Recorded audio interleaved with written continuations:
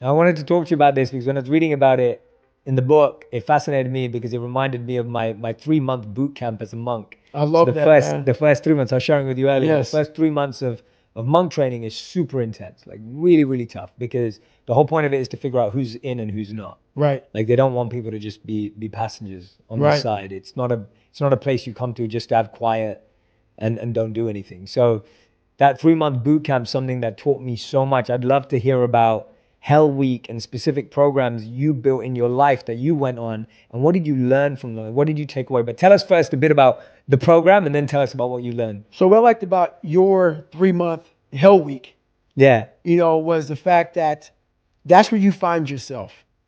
You find yourself when you are when you're not comfortable. When you're not comfortable on a daily basis. And that's how I started to grow. Like I said about the mind, it wants to put you in that nice 72-degree temperature with everything right there. It wants to be in that nice with a little massage therapist. That's where your mind wants to be. It doesn't want to be, and we're talking about Hell Week. So it doesn't want to be in Hell Week. In Hell Week, I was in 3 of them. I finished 2 of them in 1 year. Only person to ever do that in SEAL history. There's been people who have gone through a couple of Hell Weeks, but in like 5 years, 6 years, 7 years, 8 years. I was in 3 in 1 year. They say it takes off 3 to 5 years of your life. So Hell Week is 130 hours of continuous training. You might get 2 hours of sleep. And what it does is it's designed to break a man down to the parts where, like I talked about the surface, how I was fixing the surface. If you only fix the surface, you will never get through Hell Week. Because what it does, it starts to bring out these demons. Because even though there's a lot of yelling and stuff like that, there's times where it's very peaceful in a very eerie way. So the first hour of the 130 is breakout.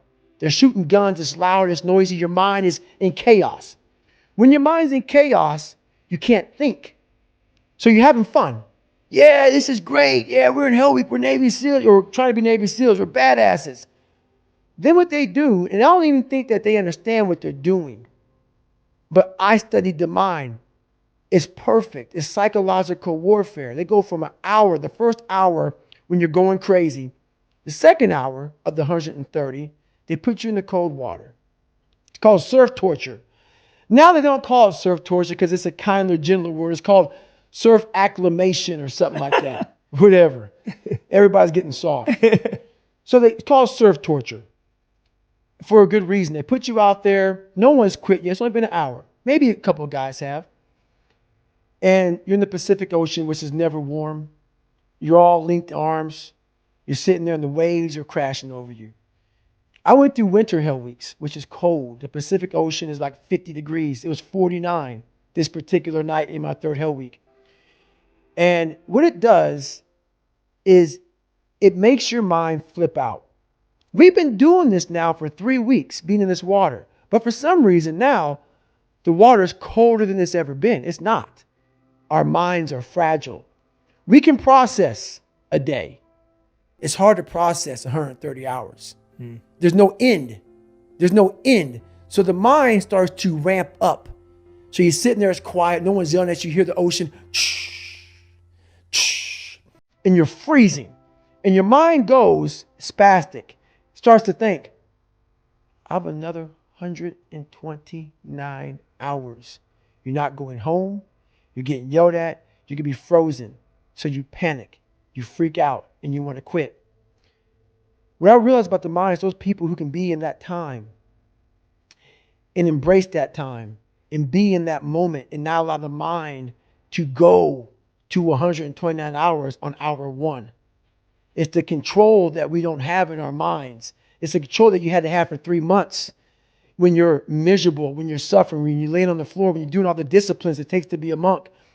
You cannot think about the whole process. It will make you, it will make you so insanely crazy. It's impossible. It's inhumane what I'm about to do to myself. You have to be able to break all these big, humongous, painful things in life down to the smallest molecule, because that's all the brain can handle. The brain can't handle hours and hours and hours of suffering, but it can handle right now I'm in the Pacific Ocean and it's very cold. And this is what I'm doing. Don't think about the rest of it.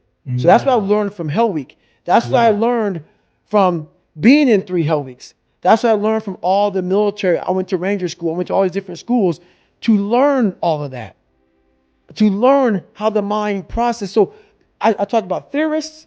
I talk about practitioners. Mm.